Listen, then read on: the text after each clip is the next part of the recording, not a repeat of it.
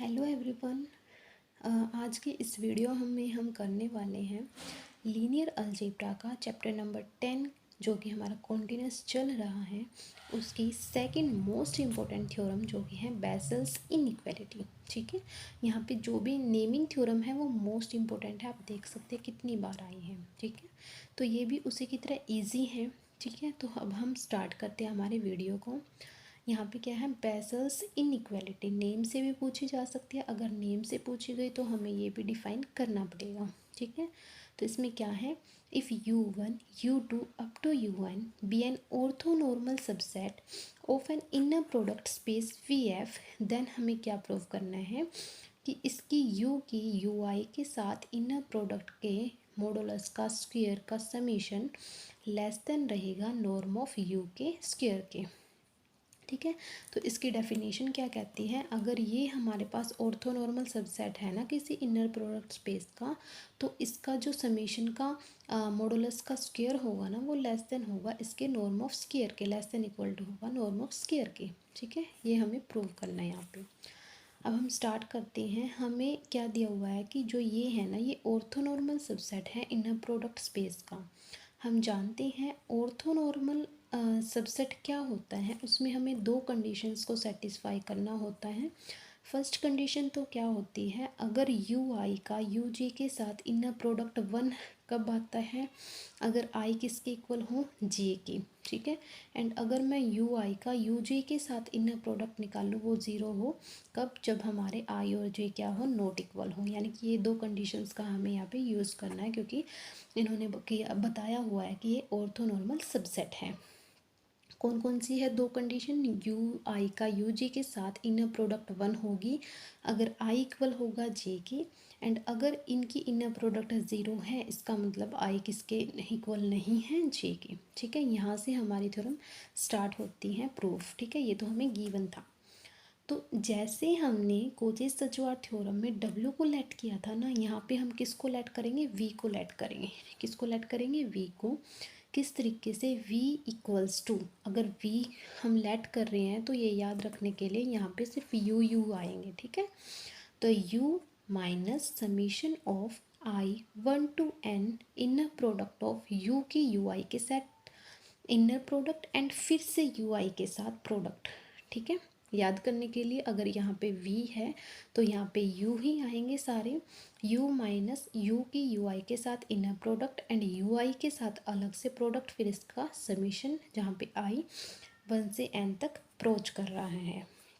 ठीक है, अब हमें पता है कि V कहाँ से आ रहा होगा, कैपिटल V से। तो हम इसका क्या करेंगे, नॉर्म निकालने की कोशिश करेंगे। ठीक है, तो नॉर्म ऑफ V स्क्वायर की वैल्यू क्या होगी, हमें पता है नॉर्म की वैल्यू क्या होती है, उसी के साथ प्रोडक्ट। ठीक है, इसके स्क्वायर की वैल्यू क्या होगी, V की V के साथ इनर प्रोडक्ट।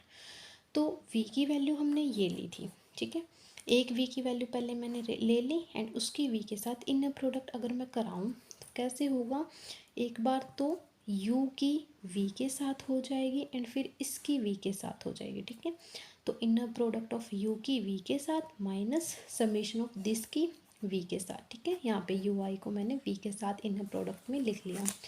यहाँ तक क्लियर हुआ, V को लेट किया, फिर इसका नॉर्म स्क्वायर निकाला है सिर्फ यहाँ तक। ठीक है, उसके बाद हम क्या करेंगे, इनकी भी प्रोडक्ट करा देंगे अलग अलग से।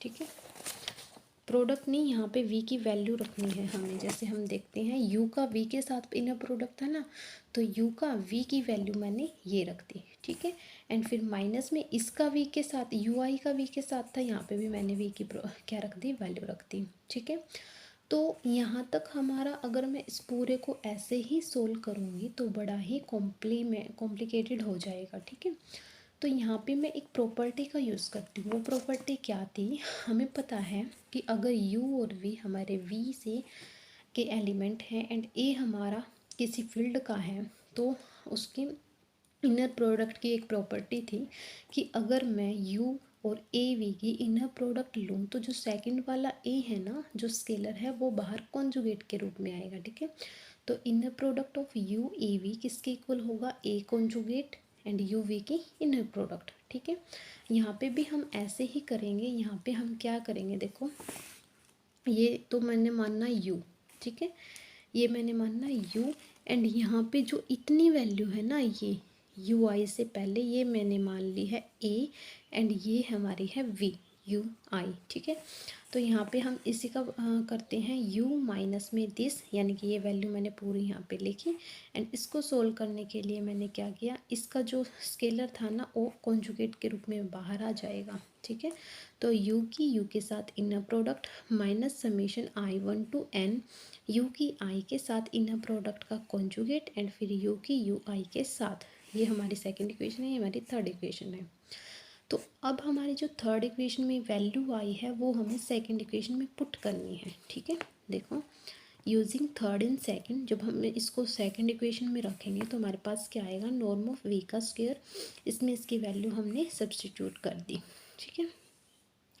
फिर अब देखो u की u के साथ इनर प्रोडक्ट है, तो इसको मैं क्या लिख सकती हूँ, नॉर्म ऑफ u का स्क्वायर, ठीक है।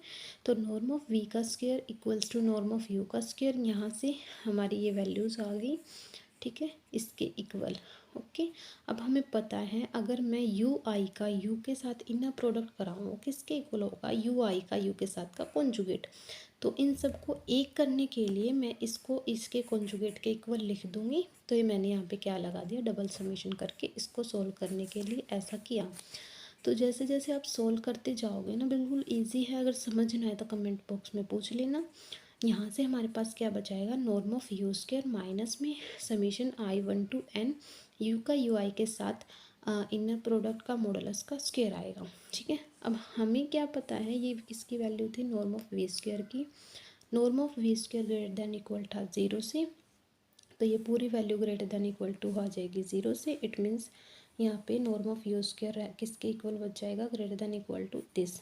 तो हमें यही तो प्रूव करना था, ये थी हमारी बेसल्स इनइक्वालिटी, ठीक है। यहाँ पे ये हमें गिवन था। ऑर्थोनॉर्मल का मतलब क्या हुआ, ये दो कंडीशंस को सेटिस्फाई करेगा। सेकंड स्टेप में मैंने वी को माना, थर्ड स्टेप में मैंने नॉर्म ऑफ वी को निकाला। यहाँ पे पूरा नॉर्म ऑफ वी निकाल हुआ है, फिर इसको ग्रेटर देन इक्वल टू रखा है 0 से। यही हमें प्रूव करना था। इजी सी थ्योरम है। आज की इस वीडियो में हम इतना ही करेंगे, ठीक है।